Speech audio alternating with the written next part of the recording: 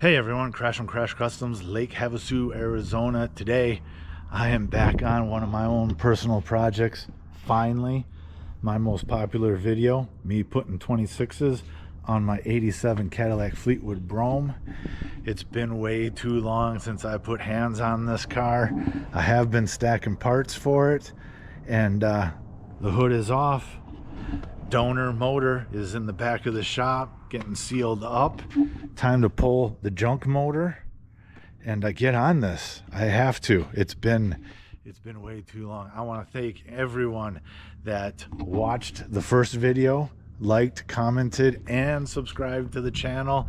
If you're still hanging on for this kind of content, I appreciate it. We are here. We are back on it. Let's get into it.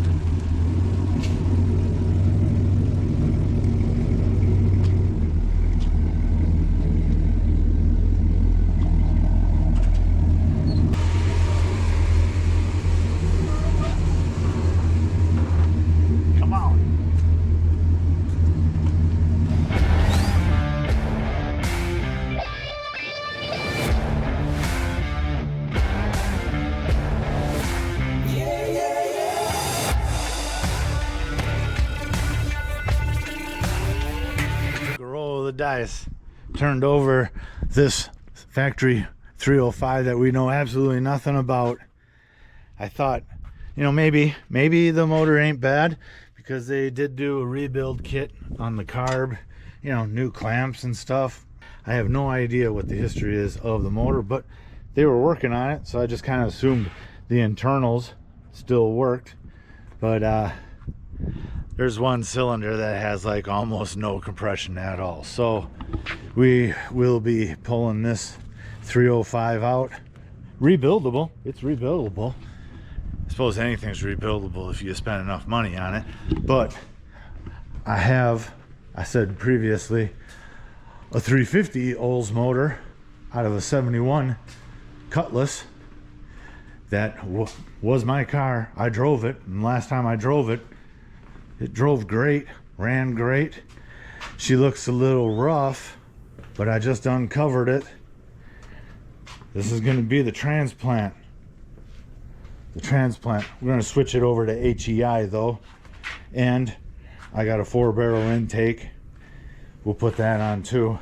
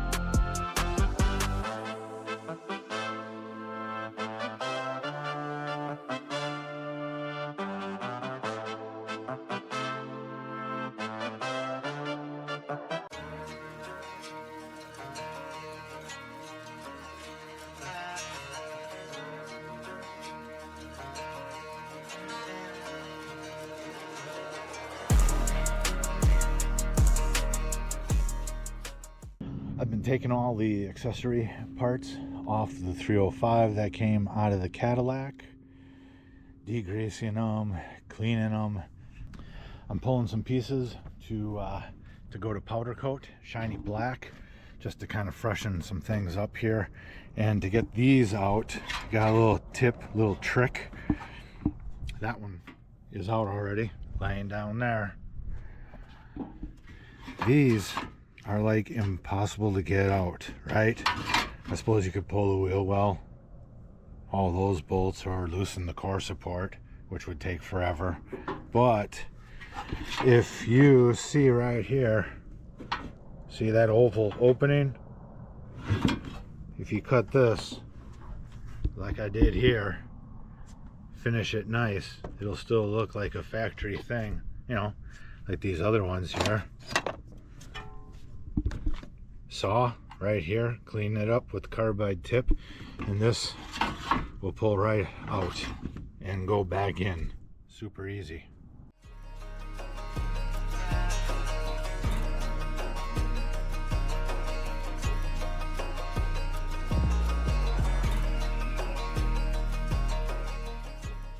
Just a few pieces going to powder coat. Bolt on engine brackets and the engine bay braces. Clean, just clean and simple. With the motor out, now is the perfect time to clean up the frame and the hard to reach areas that are you know, greasy and oily since '87.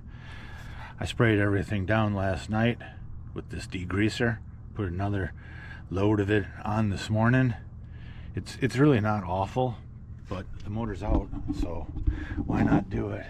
And it's grungy underneath, right? Control arms, any of that stuff. Perfect time to do it right now.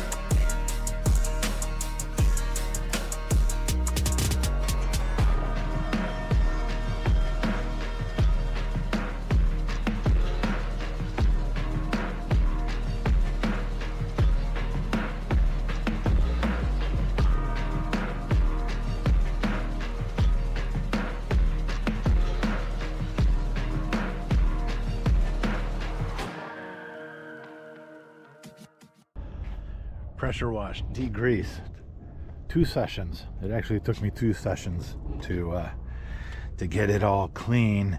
It still looks rough, but it's really just a combination of factory paint, bare metal, and surface rust, which I'm going to spray rust converter on all this. It'll turn it all black, and then probably just spray can touch up areas in black. It's not a show car. I don't plan on opening up the hood and looking for points and trophies. I just want it clean for when I work on it. I don't get all full of grease, right? And the underside, way better, way better. Cross members were all coated in grease and oil, and I'm happy. For everyone living in the Rust Belt, check out these floor pans. They were undercoated and probably a combo of grease and oil sitting on there, plus maybe the stuff I sprayed on it helped take it off. But I'm gonna just respray undercoating on there. I'm not gonna restore the whole underside of this car. That's not what this car is about. I'm just making a really clean driver out of it.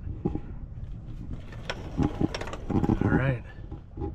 It'll be a lot easier working on it now that it's been degreased. This is the rust converter that I use, Marhide 3513. It sprays on white, and when it's converting and done, it turns everything black and into a primer sealer. I've never had it let me down. I'm going to shoot it through my Harbor Freight mini touch-up gun. This stuff cleans up with just soap and water. It's super easy to use. You could also brush it on with a brush. I've done that before, but today I'm going to shoot it through there.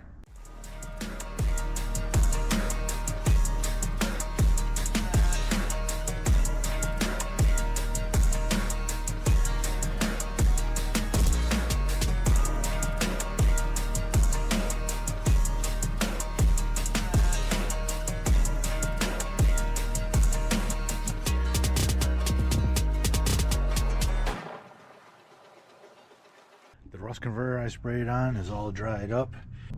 Sprayed on white, and it's converted.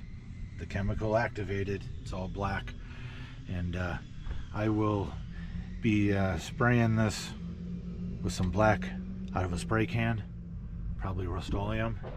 And obviously I still have, you know, plastics to clean up and stuff like that. But this is just driver quality in my mind. This is not show car stuff. I don't plan on opening the hood up and showing it off and trying to get points for some gold plastic trophy. It sure is interesting, or annoying, what other guys decide to do. Didn't realize this when we bought the car, but the harness has been cut in several spots. Right? I like this little safety rubber thing here for whatever reason. And yeah, here too, cut. So that'll be annoying to figure out. Creativity wise though, look how they blocked off the heater hose. They put a lug nut in there. That's ingenious. If you were stranded in the middle of nowhere and had to get home, that is a great idea. But check this out. See what's happening? Got the rollers on the front. Got the rollers on the front because the 26s are too big when they're bolted in here to actually turn. They hit the body. So I'm pretty stoked about getting that in the shop, on the hoist, put the QA ones in, modify the front fenders properly, no hack work.